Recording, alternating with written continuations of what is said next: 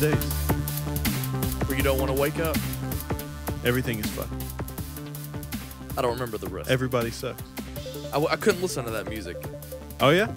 How come? I'm just making that up. Oh, okay. I mean, that was one of those times when that song was out, but I didn't know how to get music. Right. Unless my mom purchased the CD for me. My mom wasn't going to purchase a parental advisory album at the time. So I got glimpses of it on TRL, and that was the extent of my Limp Bizkit. That was one of those albums that I had the like censored version of it, and I ended up listening to that censored version throughout probably most of my life. So I was just used to like when things were bleeped and when they weren't. Did you ever have an album that was just overtly censored that you just listened to all the time? Did you ever buy censored music? I didn't even really remember. No, I didn't. Yeah.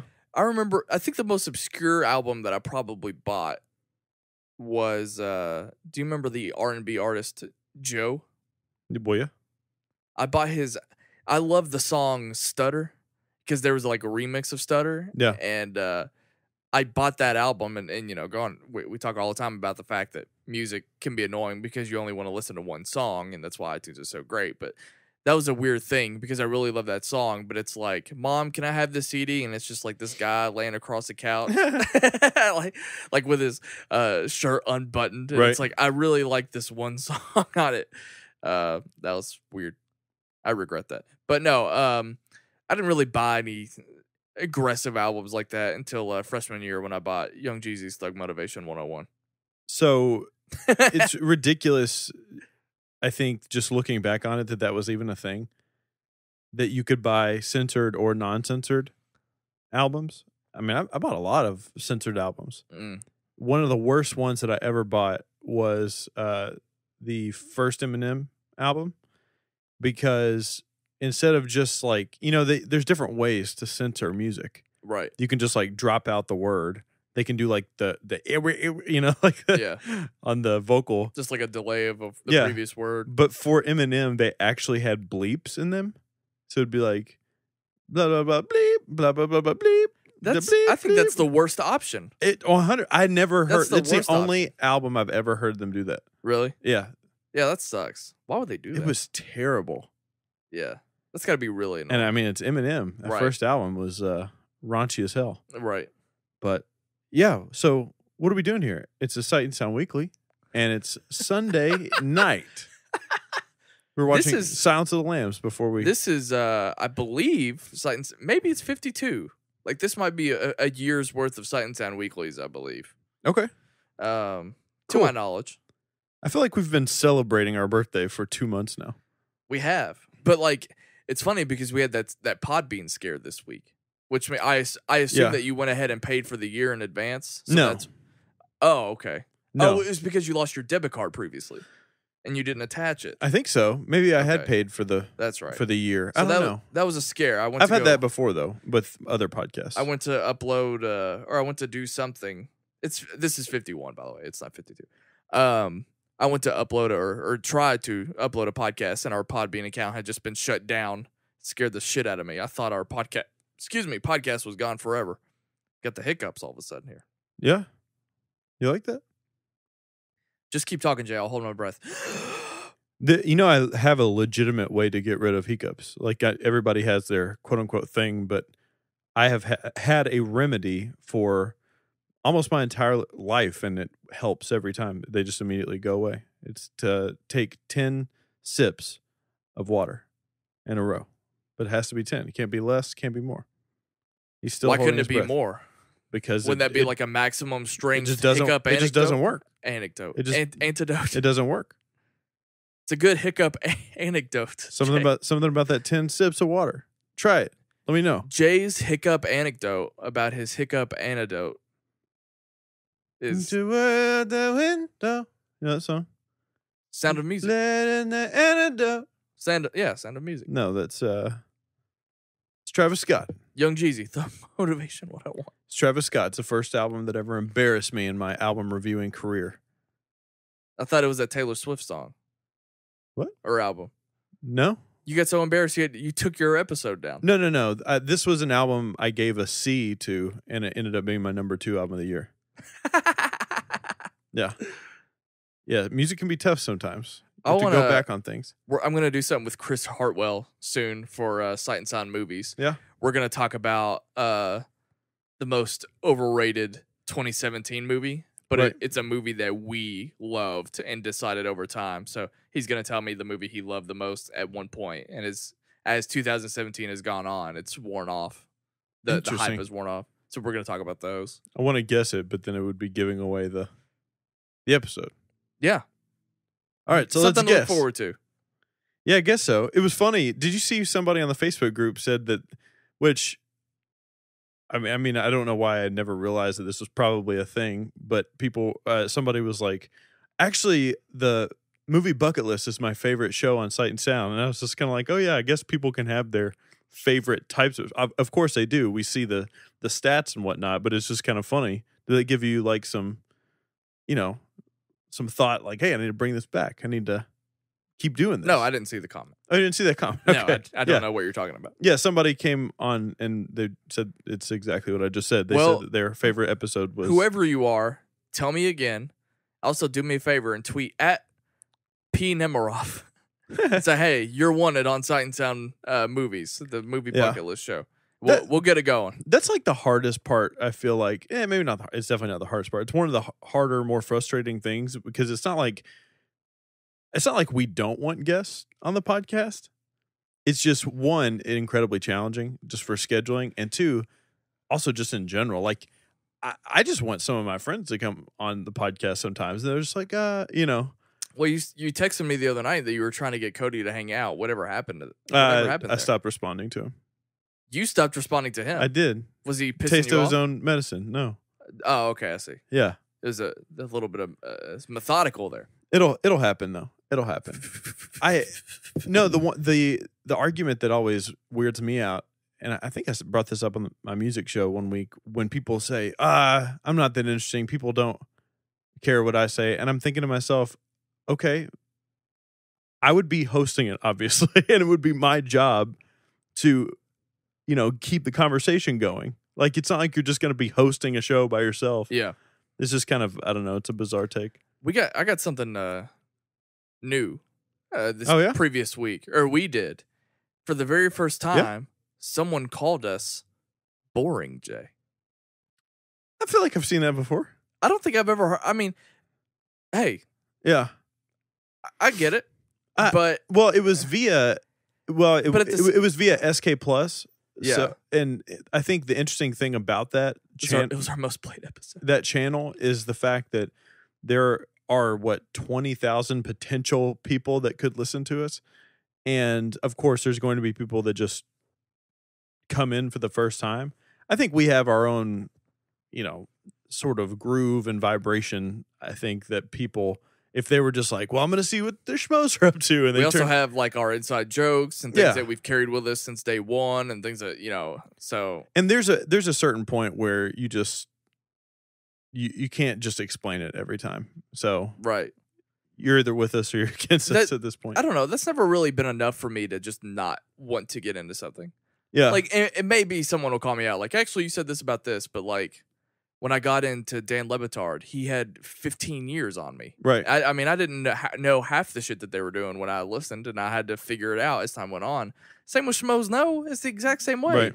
Like, it's just because you're interested and curious that you want to listen. And hey, I guess if they aren't curious by us, then that's fine. But I mean, I don't remember or recall any time that I've been that way. I don't know. Get the inside jokes. I'm out. I don't know where our show falls on the spectrum, but I think something like a Schmoes No or a Dan Le Batard or even maybe a Howard Stern, where there's just a big cast of people on the show, can be sort of difficult to get into just because you're like, what is going on here? Yeah. But then there's somebody like Rogan, who a lot of people I feel like tune into Rogan for his guests and the types of conversations they have. For us, obviously we don't have a lot of people. We don't have the guests, but we're comfortable enough with each other to where, I mean, I guess somebody could just listen and be like, not for me. 100% not for me. Yeah. I mean, we've said this a million times, but I think our strength is that we just have different types of conversations about these things. Yeah, for the most part. That's pretty much it. But anyway. I think so. So you had this, I haven't heard it, and I don't know when it's going up, but this Brave the Storm thing that happened today. Yeah. Why was it so early? Because Anthony had something going on early afternoon, and I wanted it to give us enough time to actually be able to breathe and not just like only get to record for like an hour. But I don't know. Did you guys watch Silence of the Lambs for 30 minutes? Yeah. Before? No, I got there. I was wrecked this morning. I was actually kind of worried because I didn't get a whole lot of sleep because you and I, as friends, had one of the shittiest nights ever last night. But, not like with each other. Like, yeah. But well, in general. We won't get into it. We're not getting into it. People can seriously. We don't need to get into that. I wasn't going. Calm down. It's not towards you. It's towards just in general. I wasn't going anywhere with that. I want people's minds to wonder what's happening right now. Oh, something going on with Christian.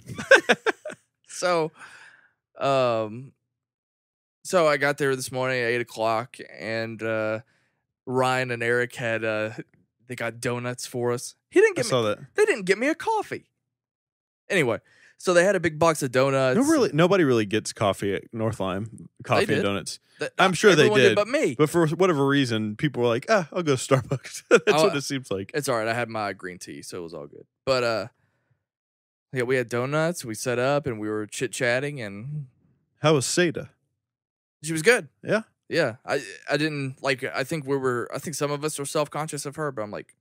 I've dealt with this before. Have you podcasted with Indy and Dolly? Because I deal with that on a daily basis. So Seda was great. She's a good dog, and you know what? It went essentially exactly how I thought it was going to. Right. Ryan, I knew that Ryan was going to contribute the least. Actually, he contributed less than I thought he was going to. But I mean, it still fit the pattern. It's hilarious that you had to do it at his house. It still fits the bill. Yeah.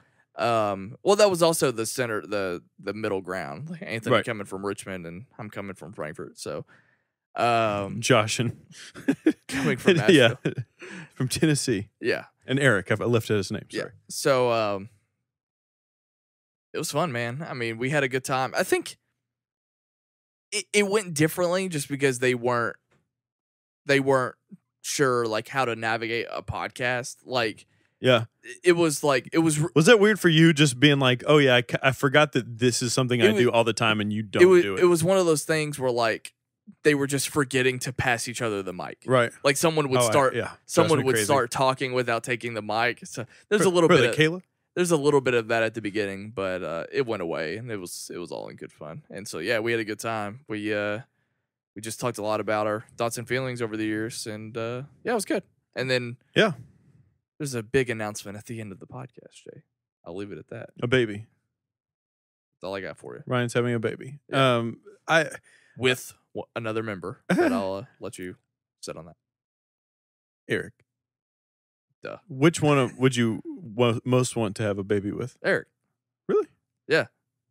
Ryan's a weird ass parent. I can't imagine Ryan like. What's wrong with Josh? He's a good looking guy. We couldn't be a couple. Okay. I don't know how Mary Beth does.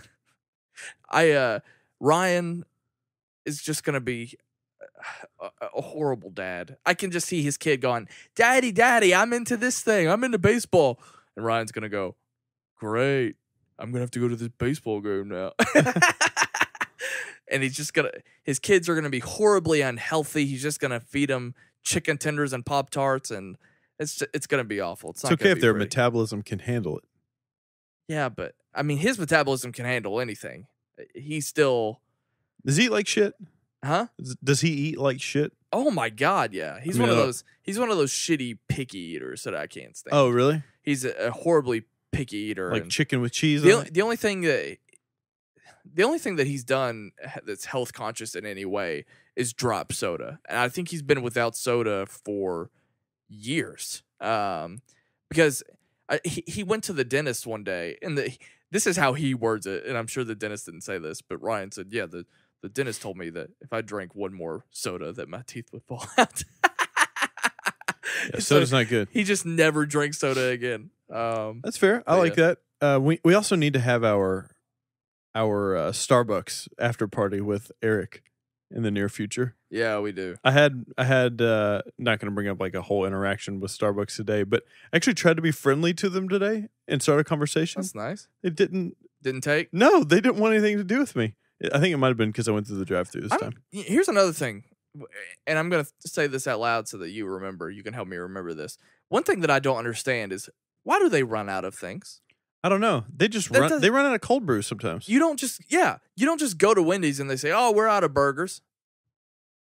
I tried to get a butter croissant. Oh, we're out of the butter croissant. I get the food more than I do the coffee. You're known for coffee, but still, no.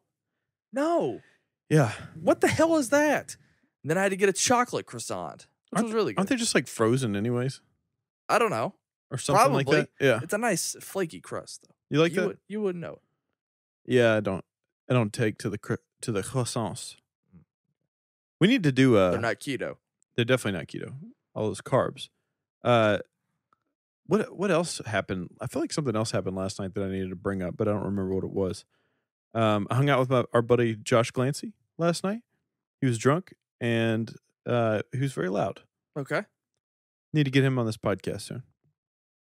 I've run out of things to talk about at the top of the show. just trying to spur on anything. What the hell is this? This early? Yeah. 16 minutes in, you're already out. Yeah, huh? I don't have anything else. I watched Zodiac today. We talked about this off air. It's a good movie. And that's it. It's one of those movies. It might be the best movie with people doing things in it that I've ever seen.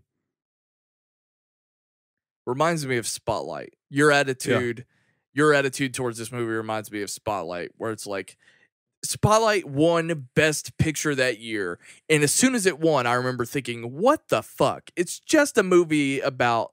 Right. It's like, okay, you showed me. I feel like it's minimally directed. Like, to direct that movie, it's like, okay, just point the camera. Right. Like, when you look at that movie, it's so baseline. It's just, okay, here's what happened.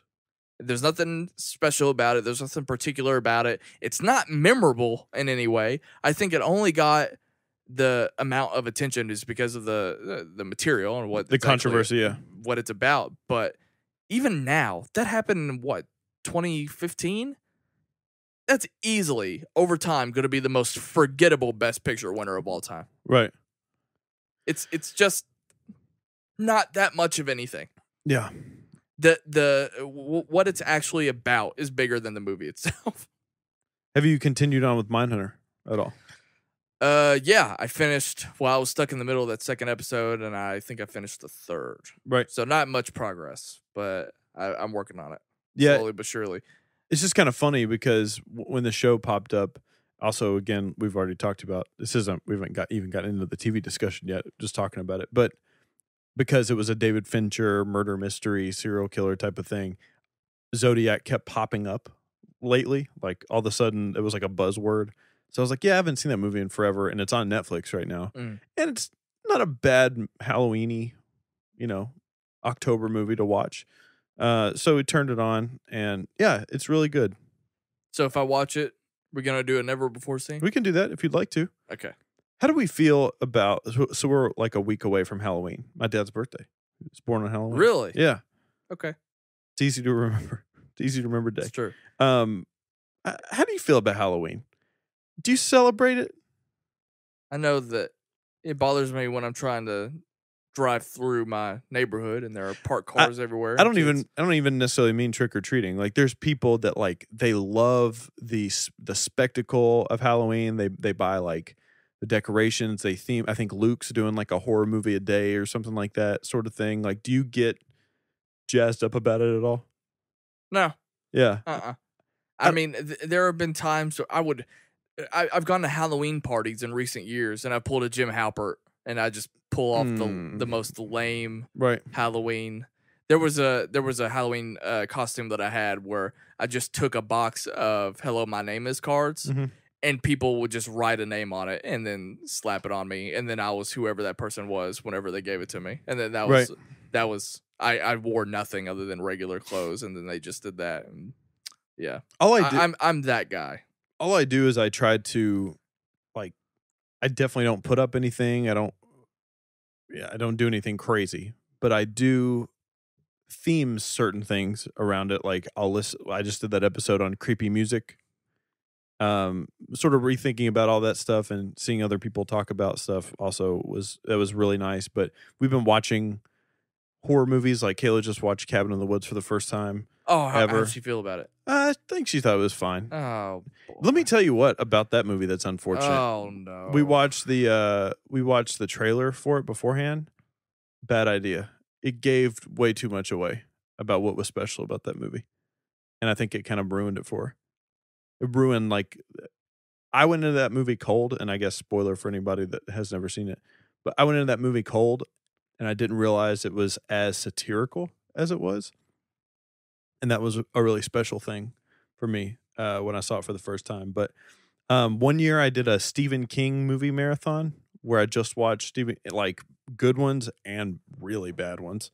Like Pet Sematary might be one of the worst or the best bad Stephen King adaptation. Has Kayla tried forgetting the trailer? Actually, I love that. I love what you just said. The fact that she went into it and the trailer kind of ruined it because... I mean, we literally watched the trailer right before we watched the movie. That's fascinating to me because she can let a trailer ruin a movie, but she doesn't let herself ruin a movie. I'm not saying that it ruined it for her. I don't think she had that take. Oh, okay. When I started watching the trailer and it was getting into some of the stuff, I was like, "Oh, let's turn this off." Yeah, it reminds me of when I showed my mom and sister the trailer for Rise of the Planet of the Apes, and then the trailer was just from point A to point B the entire movie. Really? Just ask RB3. Does he feel that way about that movie? No, we had an argument on Twitter about it. Oh, okay. And that's what started our quote-unquote beef. Even though he got mad. Is that confirmed? He got mad at a nothing conversation that I forgot a day later. Is that confirmed? Is that legitimately? That's my interpretation. That's How long ago was this? That's where it went downhill. I don't know. It was like, 2 or 3 months ago. Really? I didn't know this. I think you did. I definitely told you about it. CT. All right, let's. Where do you want to start with this? The discussions this week. I'm gonna leave it up to you. Music. You want to kick it off with music? Yeah, we can do that. New album. Yeah, from the band We Came as Romans, called "Cold Like War" that just dropped.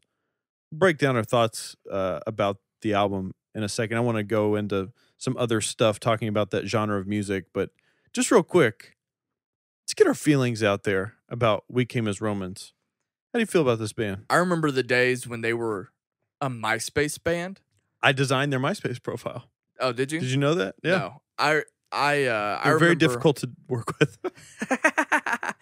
I remember when I had MySpace and I was getting into that kind of music. They were one of those bands that sent you friend requests. They were a MySpace band. Yeah. 100%. Yeah. They sent you take a drink friend requests. And I remember not knowing anything about them. I just remember them like feeling like, oh, there's that band that always pops up when I'm changing my top 8. Like that's what it was. I recognize them and there you are.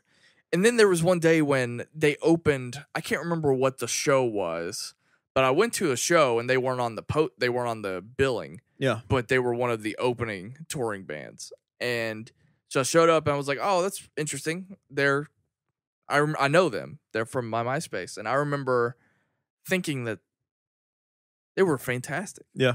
And this was about the time when it was the transitional period between their first EP and I guess I don't remember exactly where they were. I don't know if the full length that first one was released or not. Yeah. But it was around that time, and they certainly played some songs from that full length, that first one. And it's the one with To Plant a Seed. I can't remember what that first album was called. I'm gonna look it up. But I remember thinking that they were really good. And it's hilarious because I remember thinking that... That's what the album's called, To Plant a Seed. I remember thinking that their singer was really good. I loved how he performed. The singer or the screamer?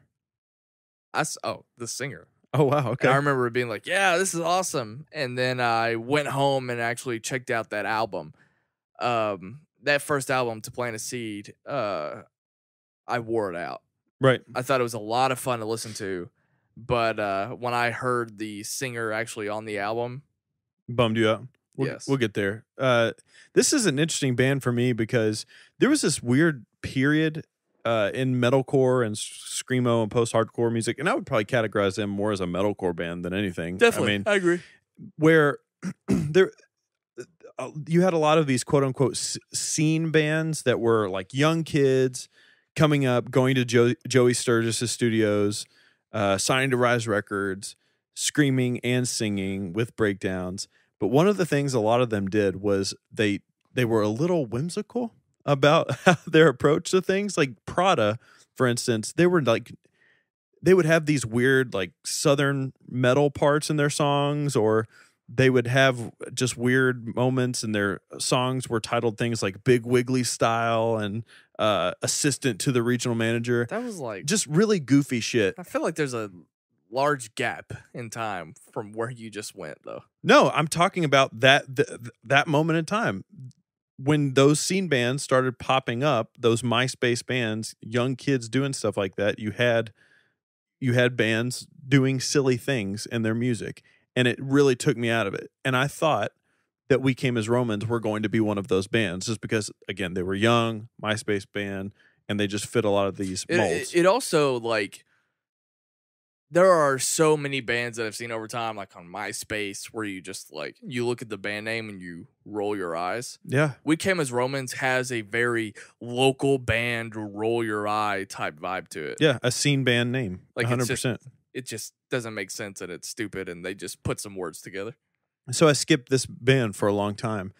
And it's funny because when I finally dove into them, it always weirded me out because they signed to Equal Vision, which was like not, I mean, they're a very well-known record label, and they're a bigger record label in the music scene, but they weren't a band, or they weren't a label that were signing bands like We Came as Romans. I mean, they were signing Circus Survive, Sky Eats Airplane a little bit later on, but I think Fall of Troy might have had their album out on there. I can't remember, but regardless, it just always was strange to me. So when I finally visited this band and listened to them, and I didn't really get into them until their second album, and I thought to myself, really? I mean, I had the first album and I would listen to it every now and then, but I didn't get into them, like really start enjoying them until their second album. And listening back, they took themselves pretty seriously. Like none of their music was ever really too goofy or silly or anything like that. Their lyrical content was like about hope and, you know, things that Color Morale would sing about, and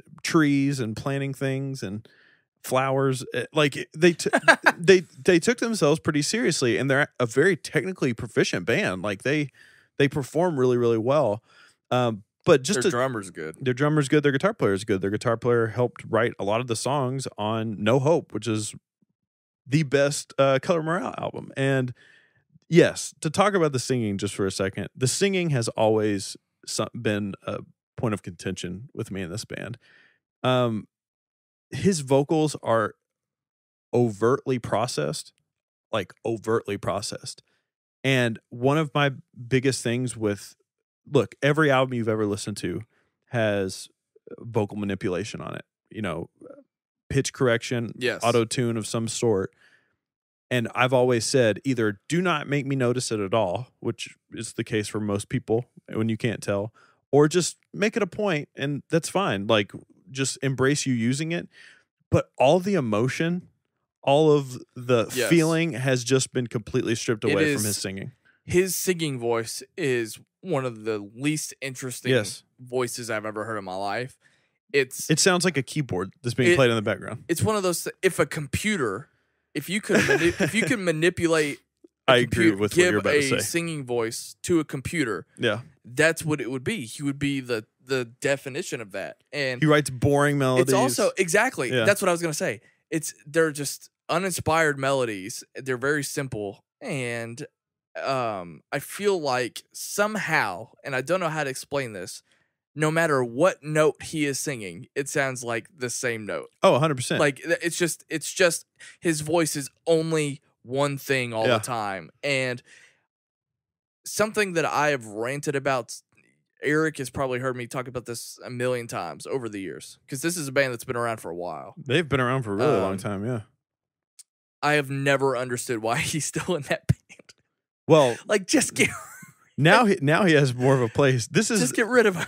And to be fair, he was the synth player. I don't know if how much he does that now, but that's what he was doing. And I used to rant like, how do you have a band and when you go to your singing parts, how are you excited by that? Like, Right. why didn't they kick him out after the first album and get a better singer? Because this is also a time when like band members were just a dime a dozen, so that was just a regular thing. Yeah. To find out And that everybody was making Yeah. this style of music too. So I'm, you know, every other day it's like, oh, this person's out of this band and Right. they're gonna have this person. So I was just like waiting for We Came as Romans moment. Like, Yeah. when are they gonna replace Kyle? And Is that his name? Kyle. Of course, that's his name. Yeah. You probably could have guessed that. I could have given you 3 options and you would have. Right. So Jeremy would have been another one. So that's Prada singer, but No, it's not. The Yeah. singer? Yeah. Oh, okay. I thought you were talking about the screamer. It's also oh my a day to remember. gosh, it is Jeremy McKinnon. So what was I gonna say? The last point. Oh, certainly when they came out with like their 3rd full-length album and the screamer started singing. Yeah. Well, let's talk about the progression real quick because it is their progression has been pretty natural. They had that first album, the breakout moment. The second album sort of just improved on everything that the first album did.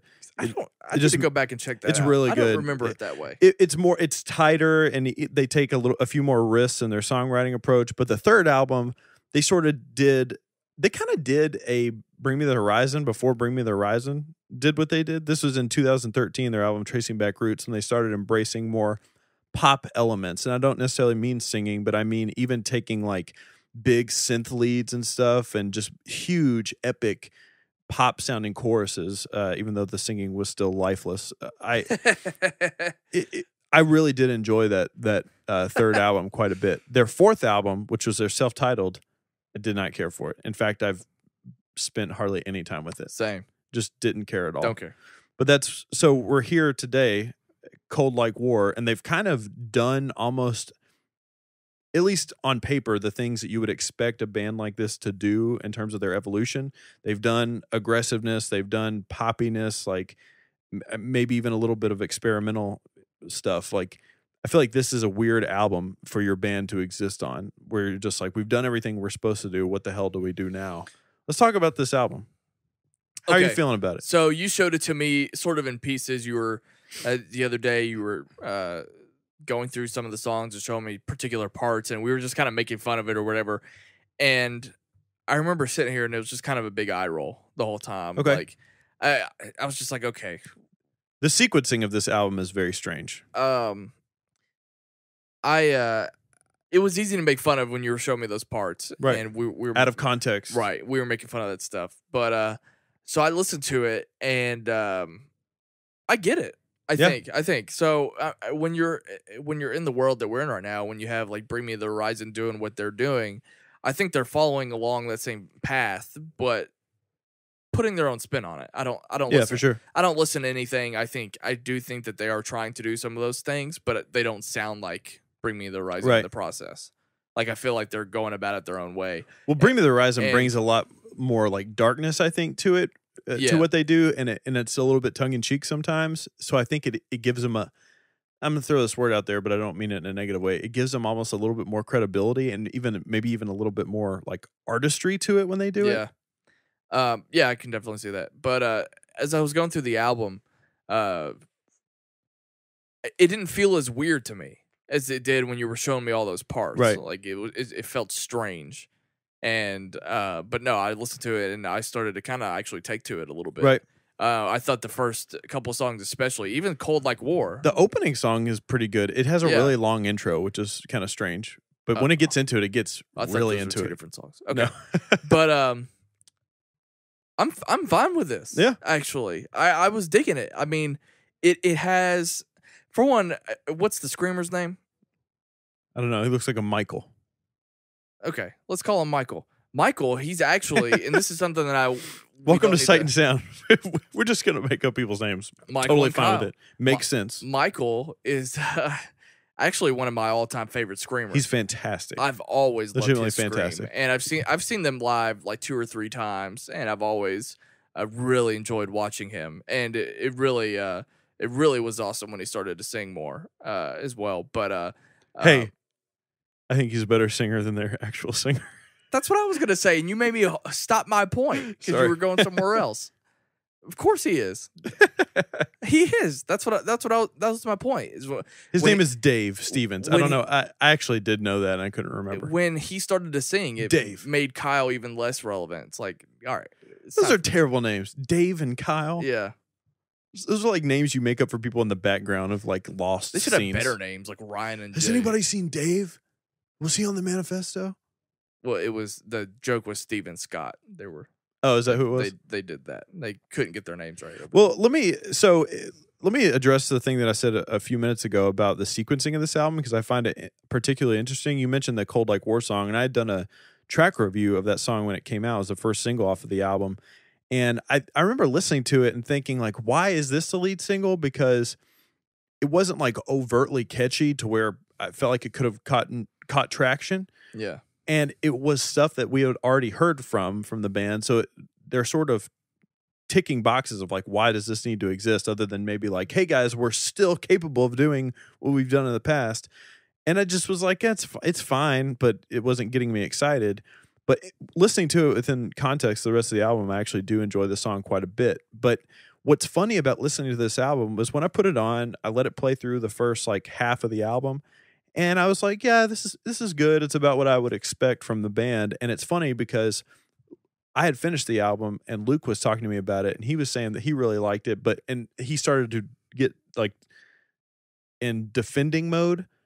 And he was saying things like, yeah, it's nothing different. It's regular everyday metalcore. And I was like, what, really? And then I thought about it more and he said he hadn't finished the album. He was only halfway through. This album is broken up completely in half. The first half of it is straightforward metalcore stuff that they've always done. The second half is way, way more accessible pop sounding. Right. They obviously have the singing parts and stuff. They have that weird song that sounds like it was like a Mr. Hahn track on a Linkin Park album. Right. They have the song that I can't remember what it's called that reminds me of like a Disney song, and like even ballads that get really expansive where they drop into like quieter moments and then break into louder moments. It's odd how the album is broken up like that. I would have liked it to be a little bit more roller coastery, right, and mixed in. But I'm after hearing the entire thing front to back, I that wasn't my take. I thought that they did take a lot of risks. I was going to say album. it doesn't. I don't think it sounds typical. It doesn't. It doesn't. It makes sense. It makes sense for the band to do what they're doing. I talk all the time about bands evolving over time and this and that. If a band can take like a hard right turn and make it work, obviously that's awesome. But it is called a risk for a reason because it can go south really quick. But what I like more and what easier pill for me to swallow is when a band makes changes that just make sense. Bring Me the Horizon is another great example of that. They've just progressively become more accessible as they've gotten older. Right. They can't play that same type of music. I'm not saying they can't, but they've elected to not do it. They're aging with their music.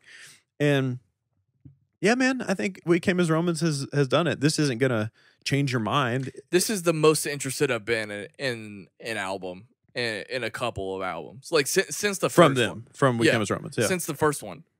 Because there were two that has like the Never Let Me Go and the I Won't Fade Away. Like, there's a couple Tracing songs. Back Roots. Yeah. There's a couple songs, but I wasn't excited about the album per se. Right. And actually, there's a couple songs that I actually just don't care for at all. But this is the most interested I've been since that first To Plant a Seed album, which again was a huge album back in the day for us. So. Yeah, I mean, I think if you're already interested in this type of music anyways, I think you're going to be really happy with something like this. If you just don't like it, I wouldn't recommend this to you. It's not going to be like, this is flipping on a light switch for me. It's not. It's a weird first album, I think. Yeah, it definitely would be. And, with that being said, too, this has been a great year for rock music, I think. This has been a great year for a sort of resurgence, I think, of a lot of music in this genre. And this is a good album. I wouldn't put it above like a Northlane. I wouldn't even probably put it above something like 1,000 Below. But it's good. I think it's good. Yeah. It's a solid effort for them. I agree. Yeah, you got anything else you want to add? I don't think so. I do want to transition real quick into one other thing. What is your opinion of this sort of style of music and just abrasive music bringing in elements from the pop landscape. And I don't necessarily mean like pop songwriting, choruses, bridges, verses, structure. I'm talking about those types of electronic elements. 'Cause obviously, that's very big in mainstream pop music, using those huge synth like things like that. But how do you feel about that? I've always kind of ignored it. Okay. I really don't care Right. for it most of the time because it sounds like I remember, and I love him so much. I remember my best friend Reed played synth in a band, and even though his parts were good, I remember part of it just being like, yeah, you have this heavy music, and then you add in this synth that sounds like you're playing a JCPenney holiday commercial. Okay. Like, it's just always been like weird whistling, and like Emarosa has some really awkward synth parts. Yeah, for sure. But it's like it always felt awkward for me. And when it sounds electronic-y and poppy, it's always taken me out. And for some reason, I've only really accepted like string sounds. Like Really? I feel like strings really add a whole lot to it. But it's like if it's like just like little like whistles and bells and things like that, I've always been really annoyed by that. Because it sticks out like a sore thumb when I feel like everything else melds really well together. I mean, there are some examples. I mean, like if you had like a really insane epic part, you could probably do something interesting and make it even bigger and better. But Well, there was that Forget Tomorrow band that dropped that single earlier this year Yeah. that legitimately sounded like a Justin Bieber song with some screaming and heavy guitars over it. right, That's sort of where I get a little bit weary of it. I'm just like, okay, you're literally just taking whatever is popular right now and adopting it into your music. yeah, But I like the idea of abrasive music genres bringing in not just those electronic types of sounds that you're talking about, but just new sounds in general. We've talked about it a lot before about how this is a genre that is tired. They are running out of ideas, it seems. So the more that they can bring into it, just from a different perspective, whether even like the resurgence of like nu metal. And I think a lot of people had a weird perspective of that with bands like Of Mice and Men. We're sort of doing that as well, being a little bit more radio rock. I think a lot of people were thinking, oh, the metalcore bands are just turning into nu metal bands, but I didn't see it as much as that. I think they were just taking ideas from that and blending it with the post-hardcore, metalcore stuff that they were already doing. That's what I like. That's progression to me. right. No, I mean, yeah, I agree. I wanted to blend is the key word. Yes. If they're going to do anything electronically, I just wanted to blend in and not stick out like a sore thumb and sound silly and sound like it's a toy making a noise, you know? Yeah, I feel you, man. Yeah, check out this album if you're interested in it. If you're not, that's okay too. You probably just skip this whole segment. But the good news is it's over, and I want to take a break, and then I want to get a nice old Diet Coke because my mouth is parched. Okay. I don't drink a lot of soda. I really don't. Right. But I needed one today. Sometimes you just need one. Yeah. I need one every day. Okay. All right. What are we talking about next? Let's talk about Wheelman. All right. We'll be right back. If you want to take your love of sight and sound to the next level, head on over to our website, sightsoundpod.com, and check out all of our merch we have available. Throughout the year, we drop entirely new lines with tons of new designs, and every single month we drop monthly exclusive designs that once they're gone for good. Every time you buy merch from sightsoundpod.com, you are not only supporting the show and helping to make it better, but you're going to look great while you're doing it. We've got t-shirts, hoodies, tank tops, phone covers, wall art, stickers, and more. Get your swag, support the show, and look great while you're doing it. I'm very excited here, Jay. Oh, yeah? Yeah. Talk about a terrible movie. I'm a big fan of Joe Carnahan. Yeah, you like that? I was lucky enough to DM him a couple of times. But anyway, regardless. You almost had him on. You almost caught a wild Carnahan in the tall grass. We scheduled a podcast a couple of times together. I thought I was going to, get the chance to talk to one of my favorite filmmakers. It didn't happen. He's good friends with Brian Callen and Brendan Schaub. Oh, I'm sure he is. Very good. So, big fan of Joe Carnahan. I've always liked his movies. I've always thought that he was definitely an underrated filmmaker. I'd never feel like he got his due credit, even though, I mean, there are some things that he does that are held in such high regard, like what brought him onto the map with Narc. And he's written like a million screenplays that are really good. Like he wrote he had that Death Wish remake written so long ago, and it's just now finally coming out with Right. Bruce Willis. And because did you see the trailer before Blade Runner? Nope. Okay, it was there. So that's coming out finally, even though the trailer makes it look like it's cookie cutter like everything else. So I don't know how much they changed the script. But anyway, always been a big fan of his, and Smoking Aces is one of those movies that I love that movie. see exactly. I love it. Smoking Aces is one of those movies that you bought it for $5 on DVD. You really enjoy it. I think I saw it in the movie theaters. Really? Yeah. I did too. Yeah. Now that I'm thinking about it, I did too. So fuck But off. but What when the I hell? saw it in theaters, I didn't make the Carnahan connection. I just thought it. I like how you're like, it's one of those movies. You have $5. We actually both saw it in the theater. Yeah, that's weird. But there's a lot of people like Cody Ray Hecker. He bought it on DVD. It was one of those like Matthew Fox, isn't it? yes, yeah. Chris Pine, Ben Affleck, Yeah. Zoe Saldana, Jeremy Piven. Somebody else. Who else is in that movie? That who is in like a TV show that we both watched? I don't remember who it is. Ryan Reynolds. No, well, yeah, he's in it. Who he plays the guy that's trying to kill such. Buddy and such? Israel. Yeah, the guy that's trying to kill him. Common. They're all trying to kill him. I know, but the one with the mask on. Okay, I don't remember. Okay. So we're taking too long. You can look it up on your phone if you want. I'm okay. So, Smoking Aces is one of those movies that I always remember enjoying, and the more I'm removed from it, Yeah. the more you hear people like bash it and say it wasn't good. And I'm like, I don't. Yeah, when I got in the movie community, like I heard people referencing it, and I was like, "What? I don't Since remember when that. is this a bad movie?" Yeah, I don't remember that being the case. So, but obviously, my favorite Carnahan movie is The Gray. That movie's so damn good. It's better than The Revenant, and you can take that to the bank. I do love The Revenant, so The Gray is better. that's Adi Shankar. He Screenplay. did produce it, and it's not a screenplay. I thought he Joe wrote the wrote screenplay. it. No, Joe wrote it. Okay, Adi just produced it. how do you feel about that? What do I care? Okay. Adi Shankar has made some really good movies. Lone Survivor is excellent. Yeah. So anyway, big fan of Joe Carnahan. That's the moral of the story here. So when I found out that, because there was a couple of things that he attempted to do, and he wasn't getting the jobs, and he produced some TV a little bit, and even that kind of stuff. Like he produced The Blacklist, the James Spader show.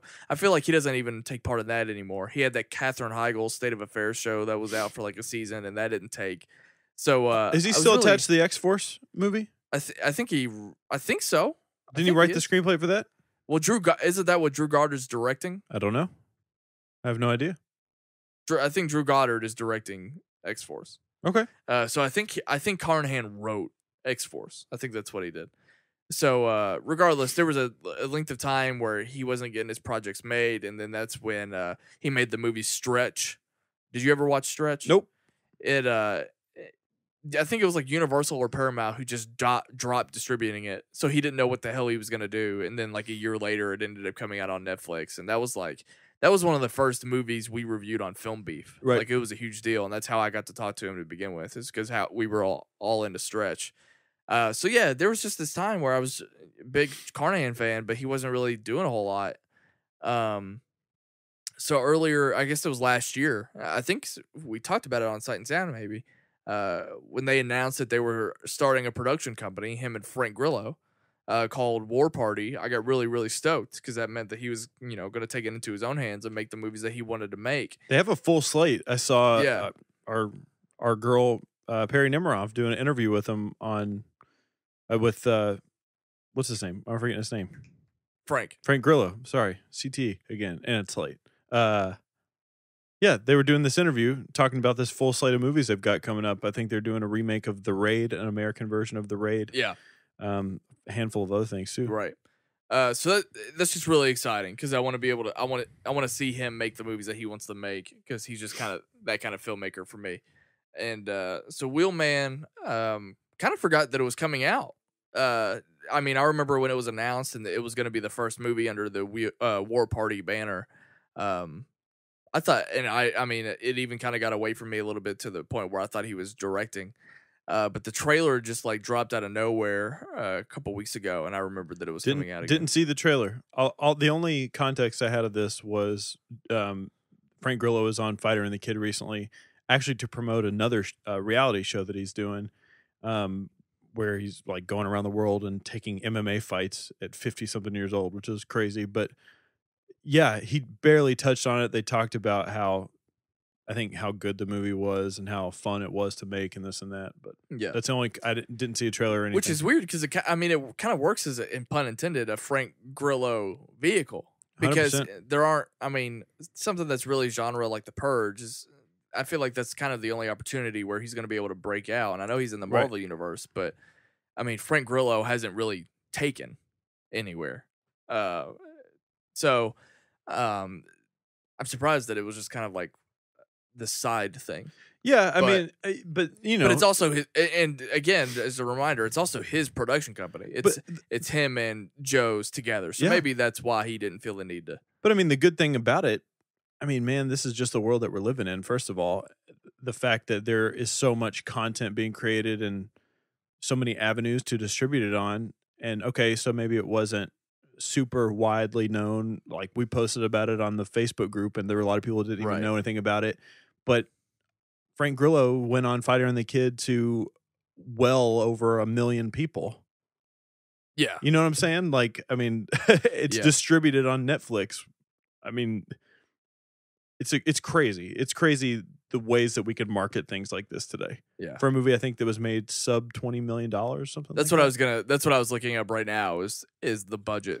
Because he had said in the interview with Perry that that's sort of what they were going for with this production company, was that they were trying to make movies and develop movies for lower budgets that were still action centric. And to say they're probably following the Blumhouse model, but they probably want to take a more action crime approach to it. Because that's Carnahan's wheelhouse. So I'm really curious to see the wheelhouse. Yeah, thank you. Yeah, I didn't even realize I was that clever. Yeah, I think it's fantastic. So I'm really excited that this came out, and I'm really excited what the future holds for War Party. I think it's really exciting. So yeah, let's talk about this movie. It's again, it came out on Netflix on Friday, and Frank Grillo and nobody else really. There was one other guy I recognized in the guy that the guy that plays Clay. Yeah, he is Jesse, who plays the other Looper in Looper. Oh yeah, and he's also the dad in that sitcom Raising Hope. Yes, yeah, comedic actor for the most part. Yes. So let's talk about it. Wheelman. Let's talk about it. Wheelman is kind of like reminded me of Locke, the Tom Hardy movie. That's solely based. It's just him in a car for an hour and a half. So it was a mix of like Locke with Taken, and that's where you kind of went with Taken there. And I agree at with a certain point in the movie, and which is fascinating because Locke is a movie that I rented from Redbox, and within 10 minutes I was just over it. Yeah, and I know a lot of people enjoy that film, thought it was great, but it's like I didn't feel like anything else was happening other than I'm literally watching him in a car. There's a trick, which is fine. Like there are plenty of other really contained movies that I really take to. Yeah. But for one, that one just wasn't as interesting to me. I wasn't really getting along with that.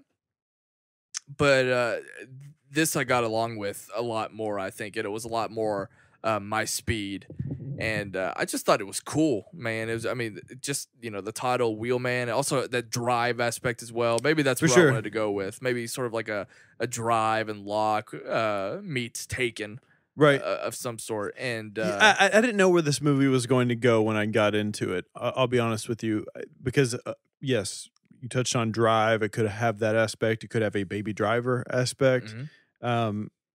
It could have gone a bunch of different ways, and I just didn't know where the movie was going to go when I turned it on. Well, going back to Locke, when that movie came out, it was branded as an hour and a half with Tom Hardy in a car. Like, It was one of those things, or like when Phone Booth came out, it's like, watch Colin Farrell in a phone booth for 2 hours. Yeah. Like, this wasn't, because it's not big enough, it wasn't like branded as anything. So I had no idea that the movie was going to end up being how it was, which was, you'd think that this movie was made for $5 just because it only knows the bounds of the car that is being driven. About 90% of the movie is shot in cars. Well, it's like, the parts that aren't shot in cars, the camera is still like connected to the car. There was, I think, one scene when where they were literally doing something out of the car. Right. And the camera did leave with them because I noticed it. Yeah. But there was only one moment. Right. And which is insanely smart. Again, Yeah. going back to the whole point of what they're trying to accomplish with the production company. So I thought that was really slick. And I think that there could have been a chance that it kind of became a little bit uninteresting. But what also helps is that this movie's only an hour, 20 minutes. Right. And so you don't have to give yourself to it that much. You don't have to waste a whole lot of time and energy on this to just really sit back and enjoy it. It's contained in so many different ways. It's contained, obviously, in the way that it's shot, in the setting that it takes place in, also in the fact that the movie only tells this one story. Yeah. It's not concerned with telling any other story but the story that you're watching on screen. It takes place in real time. That's right. When the movie starts, that hour and 20 minutes, you spend an hour and 20 minutes with this character. The only thing that I didn't find particularly unique about it is the writing. I mean, it's essentially just a guy screaming profanities and trying to figure out how he was set up. Yeah. And in that terms, it's really simplistic, but I think that's sort of why everything else around it works, because it gives it something else other than that. I mean, I didn't particularly find it amazing or interesting at all.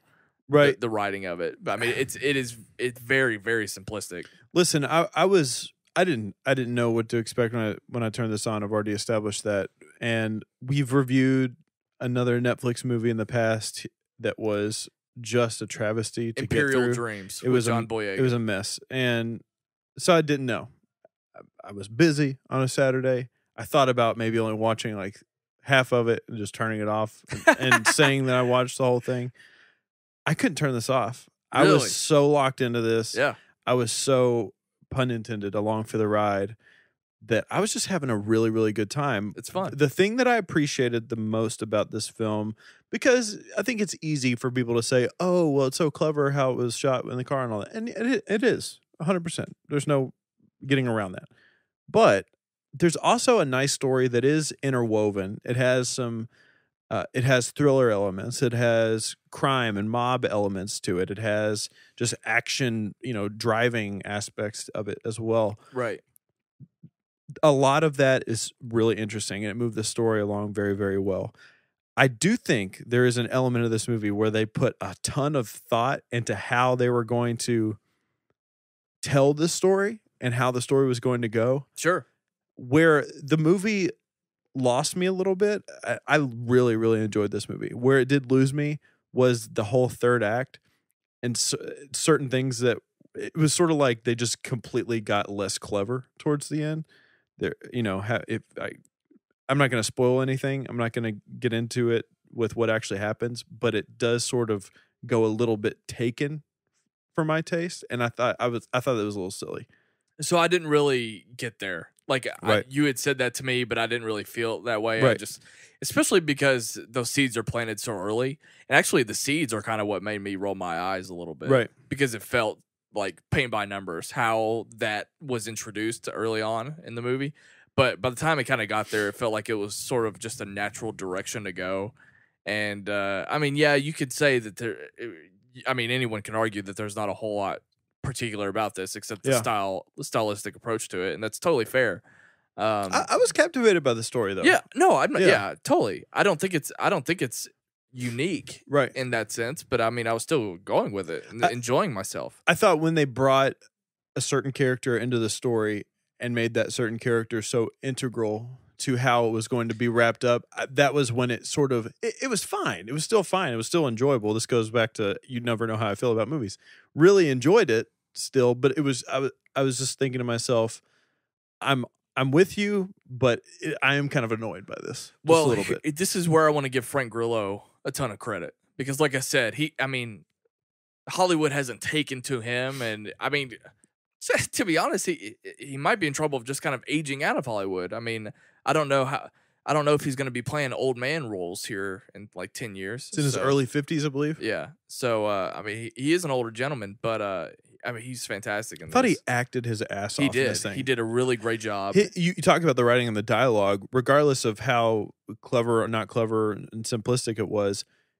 He was so believable. It's not lame. No, like, he delivered it's not cheesy or lame. It's just not special. I felt like he was somebody actually going through this. Sure. I did not feel like he was somebody portraying someone that I could agree. feel a certain way. I agree with that. And so the relationship that you are a little bit hesitant of, I thought that was actually the most raw and believable. Really? I've ever seen anything like that. Okay. Like, I thought that relationship was better than any Taken-esque movie that I've seen since. Right. It was definitely executed better. It was executed well. I just thought it was so, and this was entirely due to Frank Grillo. I mean, we're almost spoiling it. just don't. We're just don't. Just say the person that you're talking about. It's a very actually raw and real relationship, and I thought it was very well acted, and the dialogue was great and really natural. And I thought it was done better than a lot of movies today, actually. It was. I thought it was good. Let me ask you a question about this movie. Okay. Where the hell is Cheetah? Sequel, baby. Wheelman He 2. called this motherfucker Cheetah. over and over again. What happened to Cheetah? And so every single person that is involved in this movie shows up and plays some sort of role, except for Cheetah. Where is Cheetah? This sounds a lot like... and let me ask you this question. I feel like that's a very Joe Carnahan thing. I feel like Cheetah is a character that would have been in Smoking Aces or in Stretch. Let me ask you a question. What does Cheetah look like? How do you picture Cheetah? Is it racist if I say he's like a Weasley sniveling Latino? Oh, you were going to go Latino. Yeah. Okay. I feel like he's just like a Weasley Latino. Yeah. Like a John Leguizamo. John Leguizamo. I wouldn't picture him as a Caucasian individual. John Leguizamo could have played Cheetah, I think. White people aren't cool enough to have the name Cheetah. I mean, yeah, what are you going to say? Someone like me? Yeah. No. I was convinced. Someone like Brad Pitt? I was convinced that the person he was talking to on the phone was Mark Wahlberg throughout the entire movie. Which one? Unknown or Out of Area? Out of Area. Okay. That was another sort of clever thing they did. Nobody had names in the movie. How you differentiate. Yeah, no one had names. Between the calls as well. Well, Except for Cheetah. The daughter and wife both have names. Right. But that's fine. Katie and Jessica. Yeah. And Ryan. And Cheetah. The daughter's boyfriend. And Clay. And Clay. A bunch of people had names. Everyone but... Yeah. I was, maybe the credit to how you differentiate between the calls is where you wanted to go with that. Right. Yeah. But no, I do appreciate that it was... We already said that it was a contained film, but just how singular the story was. Like, right. I do think there are times, and don't get me wrong, I love world building, obviously Blade Runner. I love everything Blade Runner did, but this wasn't trying to set up like some really deep, crime. But in a syndicate. way, I mean, it could. I mean, in the way that like John Wick just dropped a bomb on pop culture in general, like, right. Like, I mean, I was joking, but maybe not. Maybe a Wheelman 2 and Cheetah's the prominent character, and it's like, I don't know. It could be interesting. You never know. Straight to DVD, the Cheetah one. They might not have to. I mean, I'm joking. Yeah. Okay. Yeah. Cheetah's revenge. Cheetah just shows up late. He's like, "Hey guys, I'm here." Also, just want to give a credit because if you have a movie that's centered around a driver and cars and driving, I think it's obviously important that you get that right and you approach it practically with effects. And I think that they first time director too. This is the first time this guy's ever directed. Jeremy Rush, I believe was his name. I think that that aspect of it was really great. Yeah. And I mean the effects and the stunts and all that stuff was seamless, and it looks really, really good. And I legitimately was thinking this as I was watching it. It's so dark. Very. Did you watch it on your living room TV? I did, but I adjusted my settings before I did it. I had That's amazing. I had the brightness turned down too low. I have wanted Jay to adjust his television settings. I don't have a remote. Sound. I don't have a remote. Really? So I was doing it blind. Yeah. Okay. Because my TV is mounted to the wall and the buttons are on the back. So I'm like, yeah. That's interesting. Sitting there like a blind person, Yeah. feeling for Braille. But anyway, overall, I thought it was it's definitely worth your time. Like I said, I agree. You only have to give yourself to it for an hour and 20 minutes, and it's just it's enjoyable and fun. Yeah. And, Kayla didn't want to watch it, so she made me tell her the entire plot of it, just to explain it to her. So how long did that take? Like 1 minute? no, it was. It's like I said, it's an intricate movie, like trying to explain who's doing what goal is trying to be accomplished. Yeah. Whose sides are taken. Definitely check it out. I recommend it to everybody. It's just would it end up in your top 10? No. Really? Really? Yeah, it's not in my top 10. I don't think so. I mean, I as far as I know, would a top 10 even exist this year so far? I can make a top 10. Okay. We still have a lot left. I know. I know. A lot of those movies could be terrible. Got to go see Marshall. Probably go see Only the Brave. Did anybody see that movie did anybody see Detroit? Is it out yet? I don't know, but as soon as it comes out, I'm going to watch it. I need to watch that movie. Yeah, same. All right, let's we don't need to take a break. Okay. Let's get into we're a week out. Well, less than a week now. 4 days away from the premiere of Stranger Things season 2. Now, listen, there were some people earlier this year who were just woke up one day and decided that the show wasn't good after I spent a lot of time just not watching it and not knowing what was so special about it, to finally watch it and be excited about this TV show, and then to see people shit on it out of nowhere really frustrated me. As Jaye Williams would say, no, in no realm of reality is that a bad show. Absolutely. It's Listen, not. You're right. Listen, we've actually talked about this second season a few times on Sight and Sound Weekly when we're doing, I think, our fall preview and whatnot. And first of all, we were talking about how we feel about Halloween and this and that. It's great that this is coming on so close to Halloween. Like, I'm so in the mood. The soundtrack just dropped on New Music Friday this past week. And I first of all, can you tell me how to look up albums on New Music? Yeah, I can show you. First of all, I looked to see if there were any spoilers in the, because that can happen sometimes. Yeah, I know. Phantom Menace was absolutely infamous. And there wasn't, but man, the music is good, of course. And a trailer just dropped, I think, last week. Yeah, it was a couple weeks ago. Yeah, we forgot to talk about it, which is fine because we're talking about this now. I think the show, at least from what I've seen in the trailers and from what it looks like they're promising, is everything that I could possibly want for the show to be. It seems bigger. It seems more epic now. And it seems like we're getting, because a lot of the mystery of figuring out what is going on is done for the most part. All there is now to do is to dive deeper into the Upside Down. Right. What's your take after seeing this trailer? That trailer, it was the first trailer that came out was one thing. This second trailer makes it look like we're going to see a summer blockbuster. Looks like we're seeing some Game of Thrones shit. It looks like you went from a $10 million to a $100 million movie.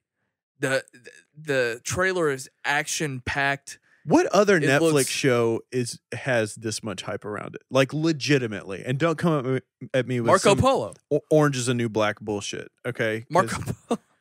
I don't know what people get this buzzed about. There is a countdown on Netflix right now. Did you see that? I didn't. But listen, and no other show is here's the funny thing. There was some talk after the Emmys about how Hulu just dominated Netflix, and Netflix, they were going to have a meeting the next day to figure out like what's going wrong. I actually think that's bullshit. It's perfectly fine. If Hulu wants to play like the award season game and be like the AMC of things, that's fine. It's no big deal. Let Netflix be the Marvel and Disney, just making just crazy Star Wars blockbusters that get me hyped. That kind of statement, though, might be a little bit premature, but absolutely. I'll even say for both sides. Because Stranger Things is sort of the only other, aside from the Marvel stuff. Yeah. I mean, it's only really the only popcorn kind of stuff that also, Emmys don't mean shit, ultimately. I mean, Hulu has never had the type of buzz. Who's still talking about Handmaid's Tale? Yeah, I mean, Hulu's never I'm had just joking. the type Just of buzz that Netflix has had with Stranger Things. Right. Nobody. Yeah. Game So- of Thrones.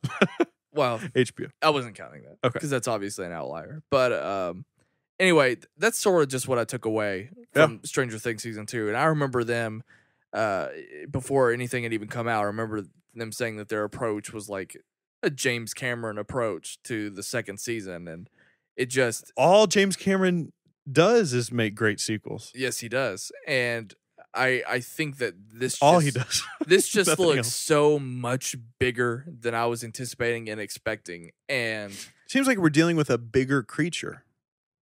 yeah. I want multiple creatures.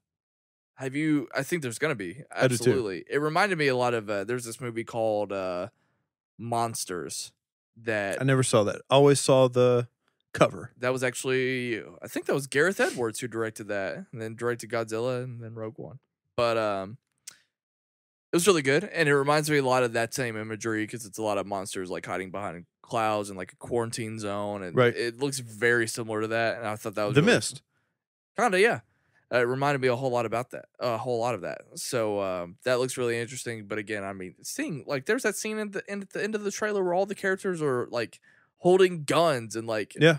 standing behind each other in the house, like ready to like go to war and shit. Like that looked so huge. And the fact that again characters are coming in and out of the upside down, and it looks like it's gonna be massive. And I wanted to ask you also as well, like Netflix is purposefully raising the price of their subscription, I think, Better be worth it. to anticipate for this premiere. Yeah.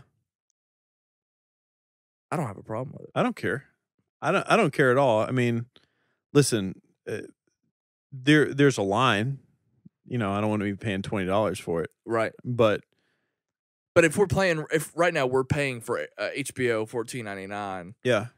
Netflix does more in volume than HBO does. This could get into a much deeper conversation, but what I will say about that, I have no problem with anybody raising prices as long as it's justified. And what I mean by that is if you can't just raise your prices because other people have higher prices. Justify what you're doing. Give me some more stuff. Raise Right. the budgets of the stuff that you're putting out there, and for the most part, I'm sure they are. And we're never going to know that because they don't give us any information about their stuff, which is fine. They're entitled to do that. But give me more features. I don't know what it needs to be, but let me make a fucking playlist on Netflix or something. I don't know, whatever the case may be. I wish I had more control over my Netflix, like in terms of, they just recommend things to you, which I appreciate. That's fine. But like, I wish they would take a page out of Spotify's book where things were a little bit more customizable on the Okay. Netflix platform. Because like when I scroll through stuff on my Apple TV, it's just like all these random genres that I don't give a fuck about. Right. That they're trying to be like, hey, you might like this and this genre. Well, what if I just don't like that at all? I wish that I could hide Yeah. titles on Netflix. Yeah. And that's something that I've been asking for since it existed. Because Right. for so long, especially when the algorithm hasn't figured you out yet, it just wants to throw out like a ton of things. Like I know I'm never even going to spend a whole lot of time with, which is like anime. Right. Like just get that out of here. And then there's just so many things that pop up that I have no interest in. I want to be able to sift through and actually see the things that I want Yeah. instead of having it guess that for me. Right. So I would love that option. It's to kind be of- able to hide titles. It's kind of funny because out of all of the platforms that exist, Netflix is one of the premier ones, but I think it might have one of the worst user interfaces. Like Hulu, excuse me, I just had a burp. Hulu's is a little overcomplicated. HBO's is great, I think. HBO's but they is also have fine, a yeah. far less, Right. They have a smaller I catalog. don't really have a problem with Netflix's interface, but Yeah. I think Hulu's is overly complicated. But I want to go back to Stranger Things just for a second and that trailer. One thing that people talk about, there's two things that people talk about all the time with Stranger Things. One is the sort of the retro vibe the show has, the nostalgia and all of that. right, First of all, that's one of the biggest things I complained about with getting into the first season was that so many people were pitching me on that, and I didn't know a reason. Like nobody was giving me a reason beyond that to enjoy it. This trailer did exactly that. All this trailer did was show you a really cool story with monsters, science fiction, darkness, like all that stuff would have sold me at any point in time. The other thing this show does really, really well is its aesthetic value, paying attention to things like music and the title card and just a bunch of different cool things. One thing that I forgot how much I enjoyed about this show and that I found interesting, anytime they go into like the research laboratory and they're like trying to figure out Eleven's powers and this and that, they did a scene in that trailer where they like did like this overhead shot of it and they changed the music to it. And I instantly was like, oh my God, I want to know more. And they're like doing some sort of test and smoking cigarettes. And I was like, I'm in this. I'm so ready to go. Like, I did not expect to be, I'm excited about it. I did not expect to be this hyped for this show. I mean, it's easily going to be top 5 most like top five. Yeah. Noteworthy shows of the year, without a doubt. What if this I'm taking off work to watch it? What if this is a total? But I'm already off work, so I'll be there with you. We'll fly through this. What if Drake drops an album? Are you actually off work? I'm not actually off work, but I'm gonna try to get out of work. We can watch it together. We can. No, what if this is a bust? What if it's the worst thing that's ever been made? That's how I feel about The Last Jedi. Really?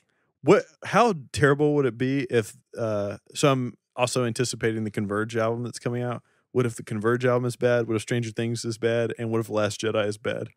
Can we do a Sight and Sound Weekly where we do music, movies, and television talking about how disappointed we are? We just talk shit the whole time. Yeah.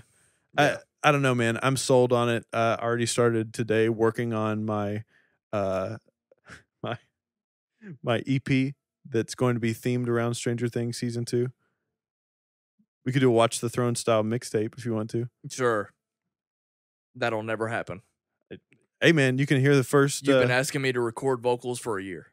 You can hear the opening beat to it. It's pretty dope. Okay. It's got some arpeggiators in it. More what? Arpeggiators? Oh, I thought you said pigeon ears. And I didn't know that's the instrument that's a right. Do-do-do-do-do-do-do. Right. It's got a lot of that. Yeah. All right. You got anything else? I don't. Other than I'm really fucking pumped and I can't wait to talk about it again next week. I know. I'm excited. I don't know how we're going to cover it. Probably just a TV episode, maybe even a video or two or something like that. Definitely. Maybe like a mid-season thing. Or not mid-season. No, let's do it all. Do it all? Just we'll talk about this season at the end. I'll do my own mid-season. Okay. All right. You can find me on Twitter and Instagram at Jaye Williams, J to the A to the Y to the E. It's the same for both sightsoundpod.com.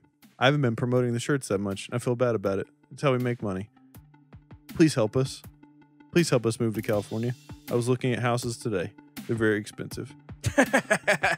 Every time you buy a shirt, you're helping us get Starbucks and Diet Coke. That's right. Brian, where can they find you? You can find me on Twitter and Instagram at WhatUpSnell. And make sure that you are subscribed to both YouTube and podcast channels. I think that we probably have a lot of new listeners. So we're doing a lot of things on both. Make sure you check all that stuff out. And that's all I got. I'm at WhatUpSnell on Twitter and Instagram. Did I say that part? I don't know. Twitter and Instagram at WhatUpSnell. You're a little sleepy. You took a nap. Yeah, I'm very, very tired right now. I don't take naps. 6. Is that it? 6. All right. Goodbye. That was a better one.